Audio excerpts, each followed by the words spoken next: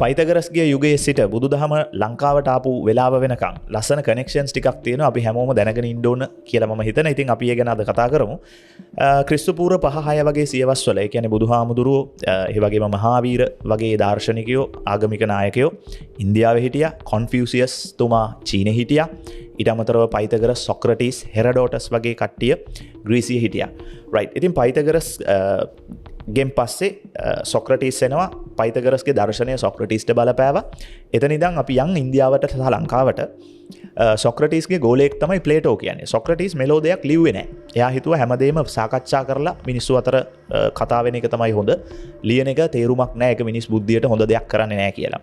හැබැයි ප්ලේටෝ එයාගේ ගෝලයම සොක්‍රටිස් කියපු බොහෝ දේවල් ලේඛනගත කරා. ඉතින් අද අපිට ඒවා තමයි කියවන්න හම්බ වෙන්නේ.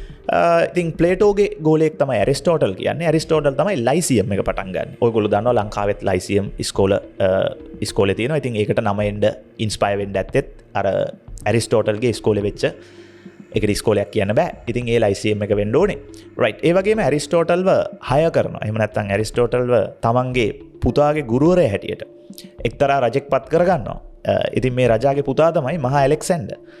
මහා ඇලෙක්සැන්ඩර් රජුරුවන්ට එතකොට උගන්වන්නේ අන්තිමට ඇත්තටම හෝම් ස්කූලින් කියලා අපිට ඒකට කියන්න පුළුවන්. ඇවිල්ලා උගන්වන්නේ ඇරිස්ටෝටල්.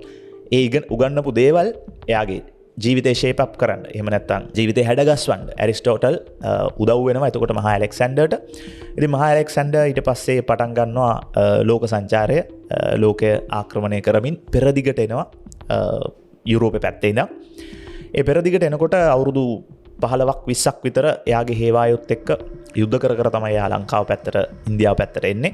ඇවිල්ලා ඉන්දියාවේදී එයා යුද්ධයක් කරලා ඔය පර්සියාව ඔක්කොම ආක්‍රමණය කරගෙන හැම යුද්ධයක්ම දිනාගෙන ඒ කියන්නේ කිසිම යුද්ධයක් නොපෙරදුණු එකම සෙන්පතිය ඔල්මෝස්ට්. හරි.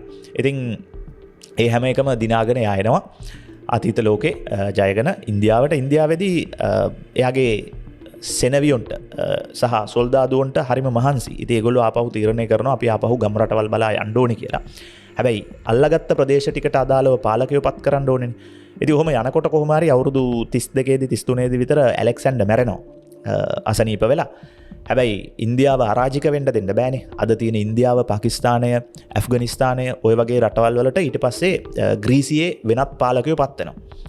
ඉතින් සමහර තැන් ඉන්දියාවේ අරාජික වෙන්න පටන් ගන්නවා. ඒකේ ප්‍රතිඵලයක් හැටියට චන්ද්‍රගුප්ත මෞර්ය රජුරුව ඉන්දියාවේ ලොකු ප්‍රදේශයක් පාලනය කරන්න පටන් ගන්නවා.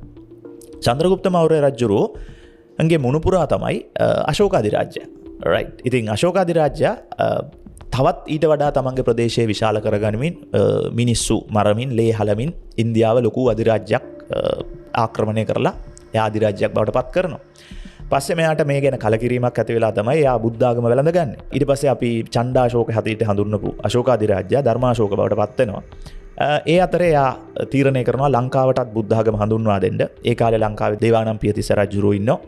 ඉතින් එයාගේ පුතයි දුවයි දෙන්නම ලංකාවට පිටත් කරලා එවනවා. මිහිඳු මහරහතන් වහන්සේ ඒ වගේම සංඝමිත්තාතෙරණිය ලංකාවේ භික්ෂුණී ශාසනය පිහිටවනවා. ඉන්දියාවෙන් ශ්‍රී මහ බෝධියේ ශාඛාවක් අරගෙන ඇවිල්ලා අනුරාධපුරේ රෝපණය කරනවා. ඉතින් ඔය වගේ ලොකු පෙරලියක් දක්වා ඔන්න ඔය විදිහට තමයි කතාව ගලාගෙන එන්නේ. ඒ වගේම තව පොඩි කෑල්ලක් තියෙනවා. ග්‍රීක සෙනවියෙක් හිටියා මෙනන්ඩර් කියලා. මෙනන්ඩර්. ඉතින් මේ සෙනවියා අරාජික වෙච්ච ප්‍රදේශ ටික පාලනය කරනවා. විශේෂයෙන් පාකිස්තානය සහ වර්තමාන ඇෆ්ගනිස්තානය. එයා තමයි අපි අද හඳුන්වන මිලින්ද ප්‍රශ්නය. බුද්ධාගමේ මිලින්ද ප්‍රශ්නය කියන එක ඇත්තටම එයාගේ ප්‍රශ්නයක්. රයිට්. ඉතින් මෙනන්ඩර් තමයි මේ මිලින්ද කියලා අර පෙරදිග කරණයට ලක් වෙලා තියෙන නම බවට පත් වෙන්නේ. නාගසේන හිමිත් එක්ක කරන කතා බහකින් නිර්මාණය වෙන මිලින්ද ප්‍රශ්නය. තව එකක් තමයි අපේ චන්ද්‍රගුප්ත මෞර්ය රජුරුවනේ මෞර්ය රාජධානිය ඇති කරන්නේ. එතකොට එයාගේ උපදේශකයා හැටියට ක්‍රියා කරන්නේ කෞටිල්‍ය. එහෙම නැත්නම් චාණක්‍ය. චාණක්‍ය තමයි අර්ථශාස්ත්‍රය ලිව්වේ. ලෝකේ ඉපැරණිම පොතක් රටක් පාලනය පිළිබඳ සඳහන් වෙන. ඒත් ඔය වගේ අතිවිශේෂ චරිත ගොඩක් මැද්දෙන් අපි පයිතගරස්ගේ සිට ඉඳන් ලංකාවේ දේවානම් පියතිස්ස රජුරුවන්ට එනකම් බුද්ධාගම ලංකාවට ගෙනකම් ලස්සන කනෙක්ෂන්ස් ටිකක් තමයි අපි කතා කරේ.